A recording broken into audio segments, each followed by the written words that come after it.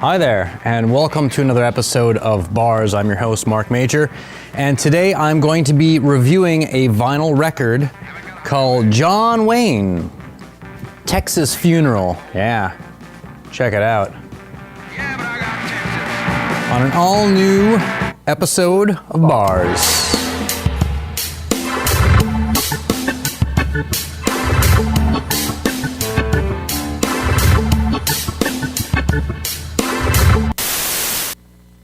And we're back. So let's talk a little bit about this record that came out in 1985 called John Wayne, Texas Funeral. Was released on CD in 1992, and yes, I believe I do have, there it is, the CD version of it. They are different. We will be talking about both of those as well. Yeah, occasionally fade in, fade out on the record. Don't want to get busted. Not that we make any money off this, but it's just not fun to get busted. So what is important about this record? What do you need to know about it? Well, a couple things. First of all, one of the songs on here was going to end up on the Pulp Fiction soundtrack. Quentin Tarantino was a fan, couldn't get a hold of the band, however, and so it never made it. You know, 90s, landlines were still in use at the time.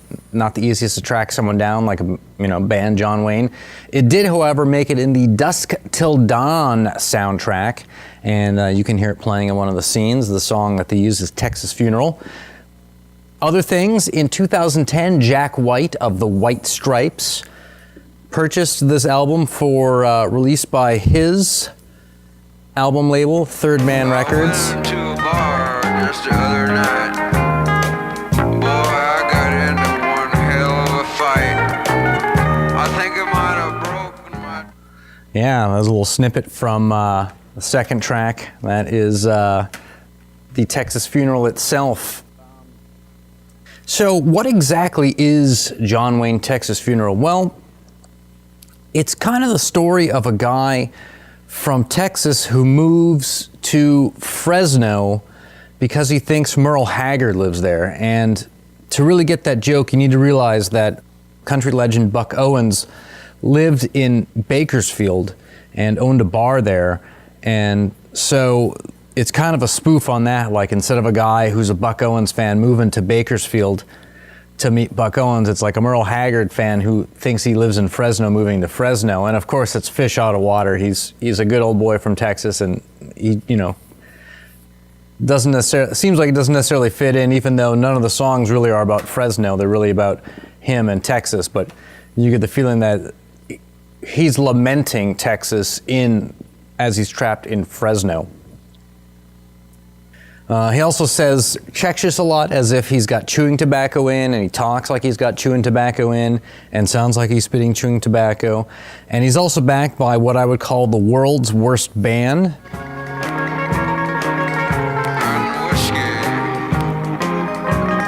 They're sort of just confident enough to be called a band, Texas, but don't have any real feel or skill or chops. Texas. So it's a real lo-fi, kind of funny, sort of fake country album that came out in the 80s.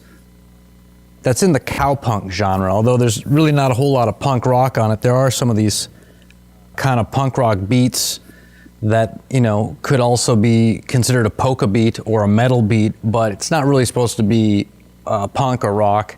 It's supposed to be terrible, terrible honky-tonk country. Look out, Bellatown!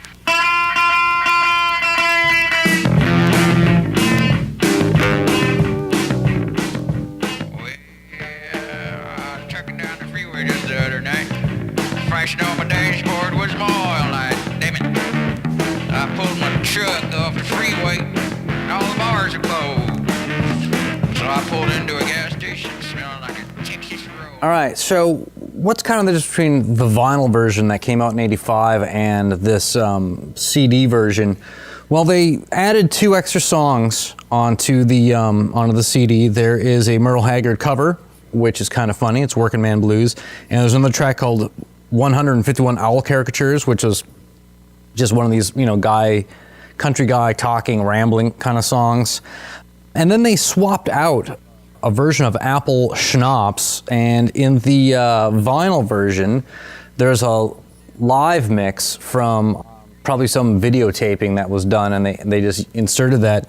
Whereas on the CD, they have a studio version, and it's much better. He does the character voice there. He doesn't necessarily do the character voice live on the other one.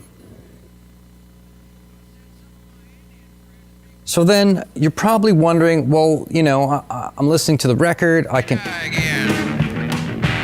I said, don't go giving me none of that goddamn no-go diggy-die shit. You know, who is this? Who is this John Wayne guy? Who is he really?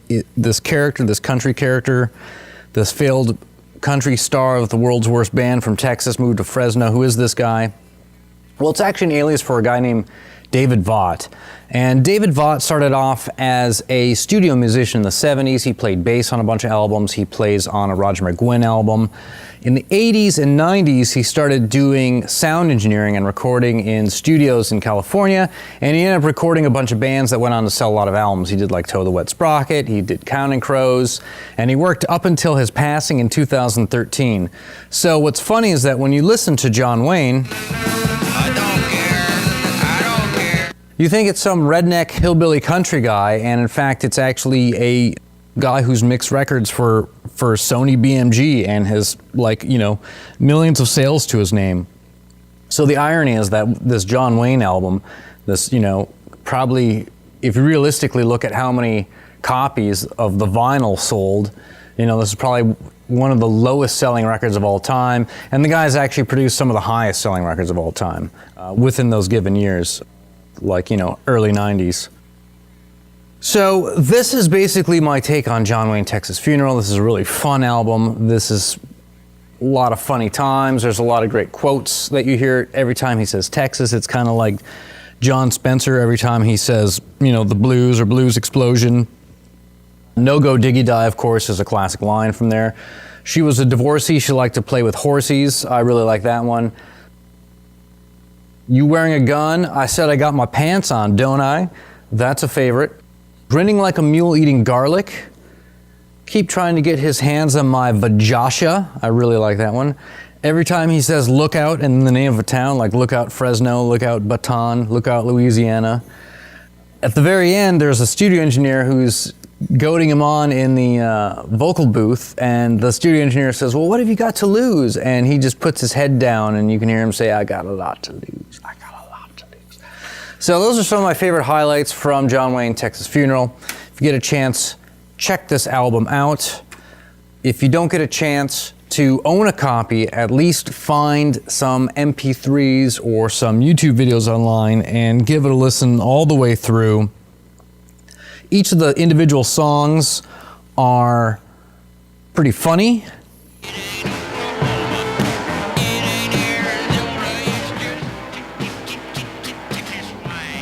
But you really have to listen to the whole thing as a complete art piece, and where the comedy drops off, some type of musical chops in some way will come in. The guy will play a fill that just, even though it's supposed to be a terrible fill, just hits the funny bone right. Really love this. Long before Tenacious D, John Wayne, Texas Funeral. This has been Bars. Give it a thumbs up or down. Give it a thumbs.